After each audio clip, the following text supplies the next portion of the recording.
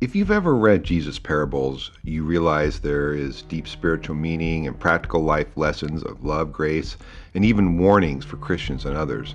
But what you may not be aware of is that Jesus' parables also have an underlying meaning that has prophetic implications. And I'm going to use the parable of the Good Samaritan as my example. First, I'm going to unpack the practical life meaning of the parable, and then I'm going to explain the underlying meaning and context with the audience he is speaking to show you why this parable has prophetic implications. Now, this isn't unique to the parable of the Good Samaritan, but this is just an example I'm going to use. Okay, I'm going to be reading from the New International Version. The parable of the Good Samaritan. On one occasion, an expert of the law stood up to test Jesus. "Teacher," he asked, "what must I do to inherit eternal life?" Now, this was a debated subject at that time, so he believed he could trap Jesus into offending at least somebody and cause trouble for him. And so Jesus replied with a question: "What is written in the law?" He replied, "How do you read it?" And so the expert in the law replies to him. He answers, "Love the Lord your God with all your heart and with all your soul and with all your strength and with all your mind, and love your neighbor as yourself." So this expert of the law was quoting from Deuteronomy 6:5 and Leviticus 19:18. And Jesus replies, "You have answered correctly. Do this and you will live." Now, at this point, the teacher of the law realizes his trap didn't work, so he has to come up with something else.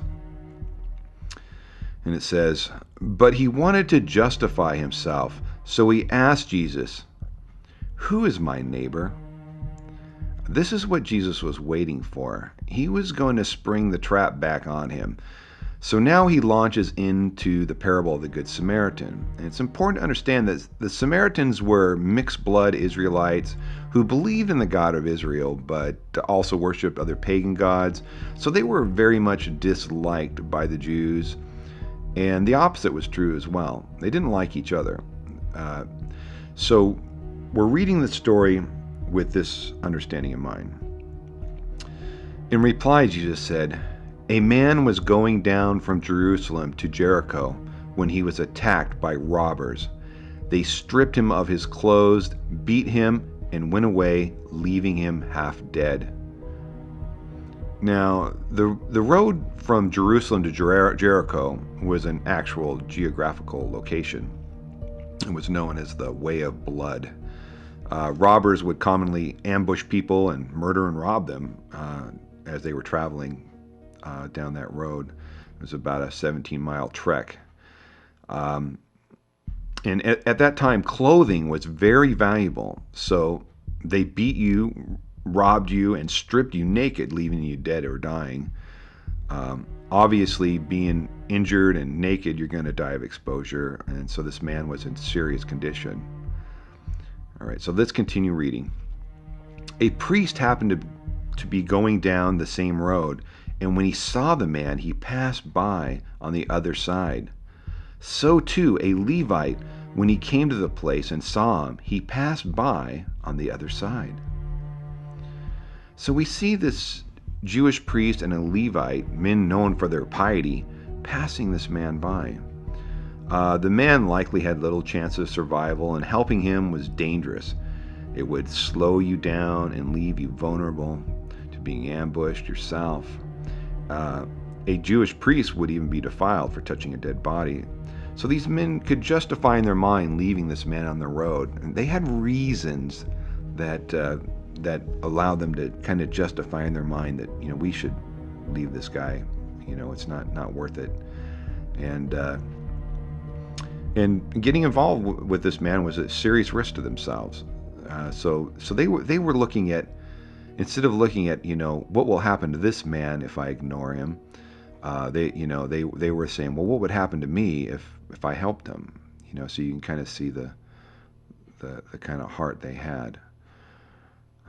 And so reading on. "But the Samaritan, as he traveled, came where the man was, and when he saw him, he took pity on him.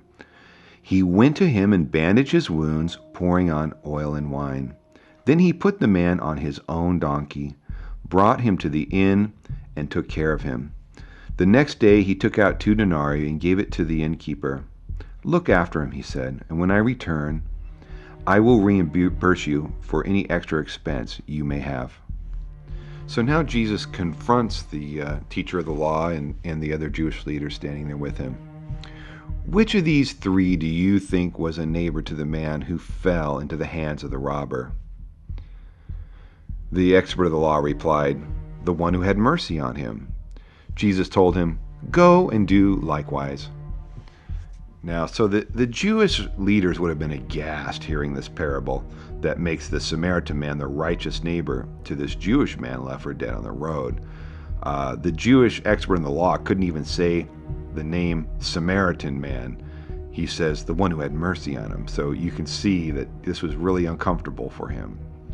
And so the obvious meaning is that in the lesson is that we should be a neighbor to everyone, even people we don't like or regard as our enemies, and do like the Good Samaritan did. The Good Samaritan was risking his life. He had to get down from his own animal and put the injured man up there. That meant he had to walk on a very long trek. It was likely a detour from where he was going. He had to reach into his own pocket to pay for this man's expenses at the inn. And so the Good Samaritan was just an unlikely helper of this man. He truly had compassion, as it says in this story. He had pity on him and wanted to help a complete stranger and a Jewish man who would have been regarded as an enemy to him. But the more profound meaning in the parable is that the man who was stripped naked and left for dead on the road is the Jewish man, Jesus himself.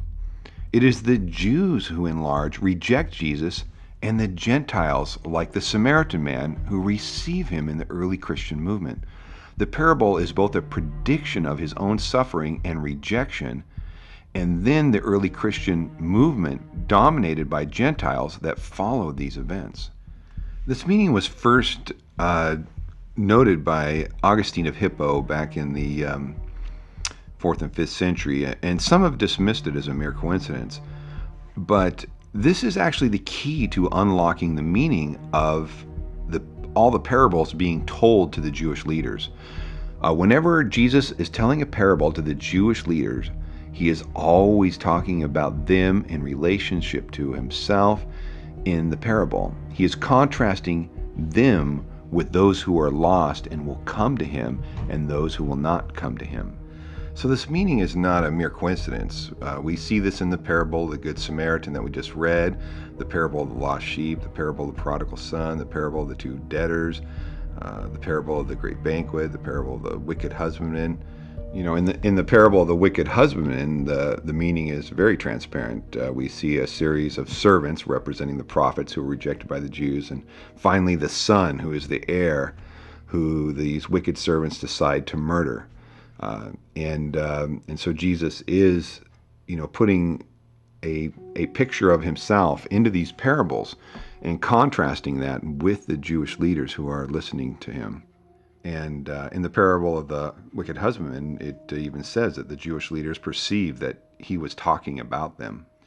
And it's interesting to note that the parable of the Good Samaritan is universally recognized by scholars as being attributed to Jesus. Even the most skeptical scholars, even the so-called Jesus seminar people, agree that this teaching was given by the historic man named Jesus of Nazareth. Therefore, not only is the story prophetic of the early Christian movement, it is provably a prophecy of the early Christian movement, because it follows that we have a chicken or egg problem. You can't have the early Christian movement without the teachings of Jesus having come first. And the teachings of Jesus predicted how the movement would unfold. The Jews would in large reject their Messiah, and the Gentiles, many of whom were mixed-blood Israelites, like the Samaritans, would receive Christ.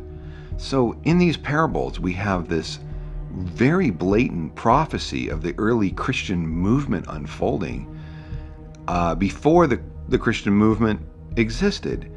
And so it's not always easy for us to find a prophecy that we can prove in a historical context like this, but these parables actually are, which is should be fascinating for anybody who understands this. I hope this teaching was helpful to you, and thank you for watching.